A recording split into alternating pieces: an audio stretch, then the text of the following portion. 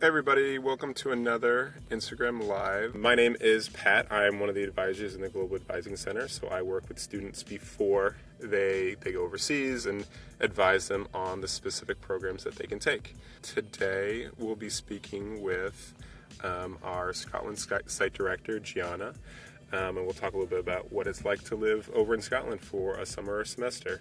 Hello everyone, my name is Jeanna and I'm calling live from Edinburgh, our capital city here in Scotland, and I'm the site director for Studies Abroad in Scotland. I've been the site director now for about 8 years, and I would be the on-ground support for your programmes here throughout the UK. Perfect. So I guess we'll just start right away, and I'll just shoot some questions at you. And then anybody joining in, feel free to post any questions below, and we'll do our best to answer them. So to start off with, can you talk a little bit about what students can expect upon arriving on site in Scotland? I realize we have two different locations students can arrive into. Yeah. First of all, great choice. Scotland's a great destination for study abroad. As Pat says, we have two partners here in Scotland, both a slightly different feel. One is the University of Stirling, which is a campus-based university, and Stirling is based halfway between Edinburgh in the east and Glasgow in the west. Beautiful campus and a very well-respected global education institution. The other is with Edinburgh Napier, based here in Edinburgh, so it's a city campus, and the accommodation is off campus for those students. Both are different vibes, both fantastic study abroad experience. Scotland, as you know, is part of the United Kingdom, and we're the top half of it. In fact, Scotland geographically take a third of the United Kingdom space, but we're only about 5.5 million people. The rest of the UK, as you know, is about 66 million, and most of the people live in that central belt. Dundee, Perth, Edinburgh and Glasgow, so you're right in the hub of the really dynamic Scotland. I see.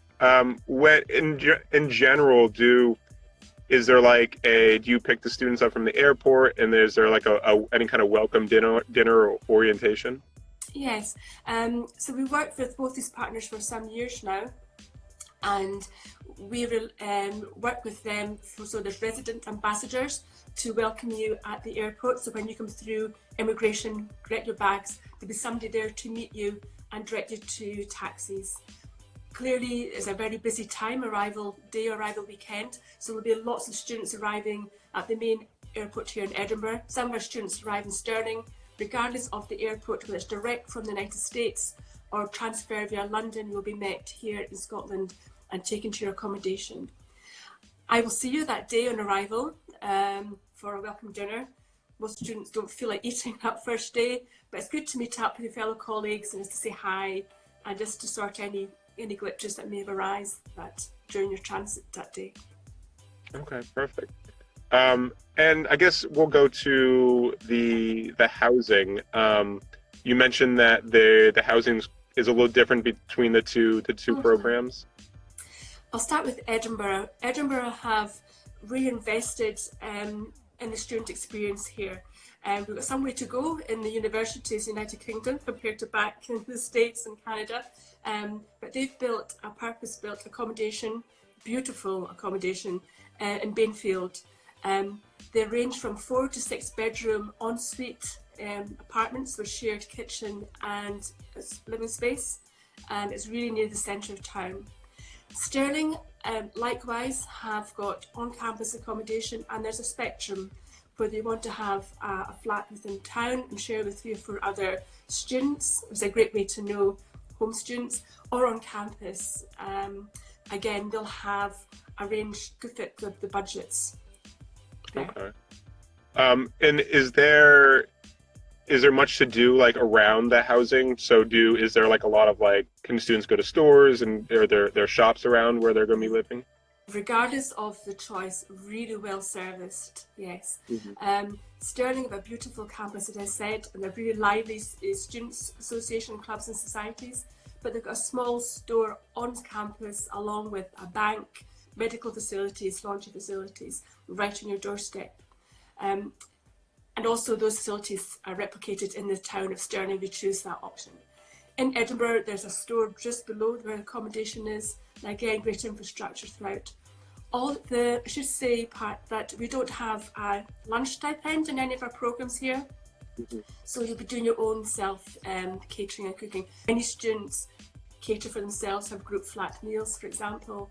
But all the campuses across both universities have subsidised student fare, great coffee shops and cafeterias and restaurants there. So all the housings will have a kitchen available. Okay. Yes. Yeah, and one of the things we've just started our term here. The students will be here now for our 4th week. We've just had our Burns supper celebration for those that know our Robert Burns, which is haggis, meats and tatties. So many of the students tried those local delicacies out, and we have a group meal, invite their friends and other flatmates to that. So it's a great occasion. And speaking of food, do you find that, do you find that students go for like the local fairs, or is there like quote unquote American style food as well? There is American style food. I think you find that right across Europe. But in Scotland, we're really privileged to have really fresh local produce here, from fish to shellfish. Aberdeen Angus is well renowned for steaks, the soft fruits during the summertime. And being part of the Commonwealth and British Empire, former British Empire, we have a multicultural society here. So everything from Indian, Arabian food, American food, North Africa. So there's a whole range and diverse foods catering for all dietary requirements, whether it's kosher, vegan, or your real meat eater, for example. Okay, perfect. Well, it sounds like it's something available for everybody. Yes, yeah. That's great. How big are the campuses, or are they very big schools? Good question. I looked that up because I knew we were speaking this evening, just to refresh my memory. So Stirling have about 14,000 students, mostly on campus, of which about 10,000 undergraduates. They've got 120 different nations. Both our partners have got quite an internationalised feel. Internationalisation is a big part of the Scottish Government agenda, and integration of a number of students and cultures as a result of that. So Stirling has about 20% of students overseas there. Many of those you'll find are European, so European students are classed as home students here. We're still part of the EU, not for much longer, but that would impact on our students coming across here to Scotland or the UK. Naper's a bit bigger. Naper has about 20,000 students. They've got 3,000 alone in Hong Kong. So that cross integration and pollination of ideas, and when it comes to field work, group work, it's really quite dynamic in that. So all the studies are based on campus in Stirling. Edinburgh and Napier have 3 different campus sites with specialisms.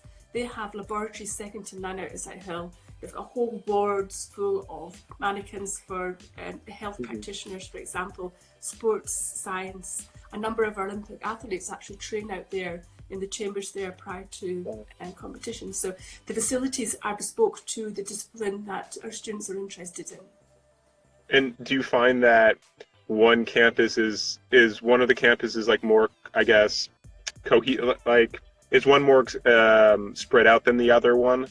Or are they all like within like one single campus? Stirling has a central body for the academic teaching and the student support and hub. It's very much as campus university. Beautiful campus there, but you'll have the opportunity for outdoor classroom space, field work and that type of thing. So depending on the discipline, again, they're famous for the aquaculture. So there might be field work off St Andrews, for example. Edinburgh, the 3 campuses, again, depending on the discipline, but they have investment on the campuses for that particular. One thing I should add is that the benefit for Scottish education is some of our students may have 2 classes on one campus. In Edinburgh, and a third class, because you can mix and match, and a second one, so you can get a different feel. And each, it's true to say that each campus has its own culture. The engineering and creative arts are quite different to the sporty life social sciences. There's slightly different vibes, both great but slightly different. Yeah. Okay, perfect. Now, as students tuning in may or may not know, our programs do include excursions. So are there excursions in general that you like to take students on? Yes. Again, Scotland is a fantastic location. We are so close to continental Europe. So start planning now for your free time and independent time when you come across here, because the semesters go so fast. But within that, we have, CS Abroad have a 3-day big event. We go up to the Highlands. Many of our students often in the past want to know how to get to the Highlands, where do I stay, how do I travel, and it's quite pricey actually. There's 2 or 3 individuals going themselves. So what we do is we go as a group and we leave on early Friday morning, come back on Sunday night, and that's part of the programme. And you actually see the real Scotland, and a chance just to leave Wi-Fi to one side and enjoy the environment, the landscape, and explore iconic sites like the Glenfinnan Viaduct with Harry Potter bird. So we try and, depending on what interest our students have, do us bespoke. Of course, I mentioned the welcome meal. We also have a hasty, we never say goodbye in Scotland. We never have a farewell, we have a hasty back dinner. But in between those, we have low cost events, depending on the student's interest, whether it's golfing in the East Coast or historic castles, or something literatures in 2000, we're the UNESCO City of Literature.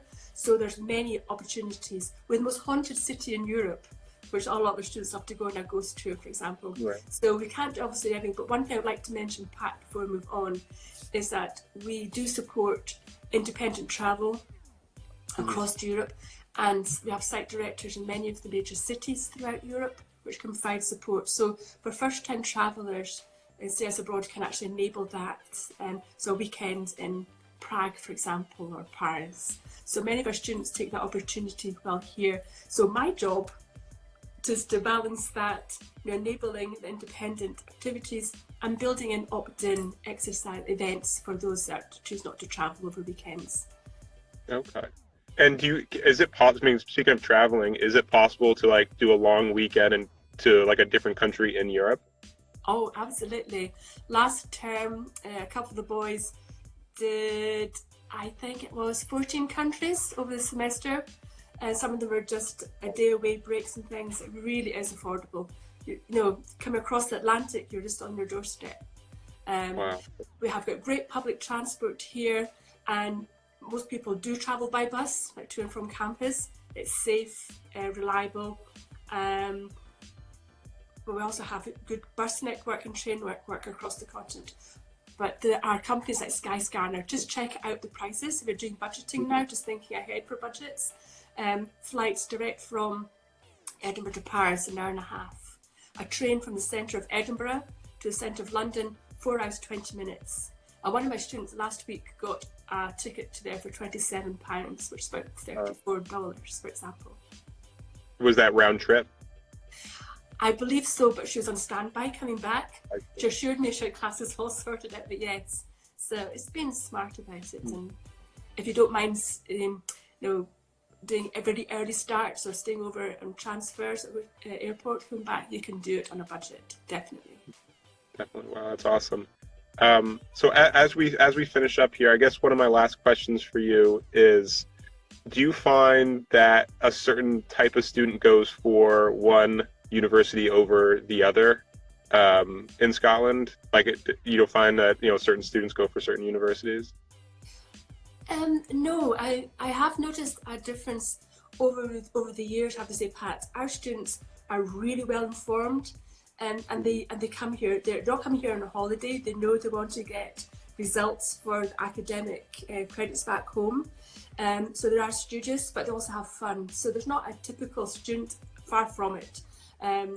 And one of the things that's also fantastic is many of our students, the first time they've travelled independently or overseas, and they try things they haven't had opportunity at home. So they may not have been an athlete, but you get a swimming membership at Stirling, and you find out they're swimming most mornings before they go to class. So there's not a typical student at all. Perfect. Well, yeah, that sounds amazing. Thank you so much for taking the time today. I know it's a little later there. It's 8 o'clock here, yeah. Well, we'll end it there.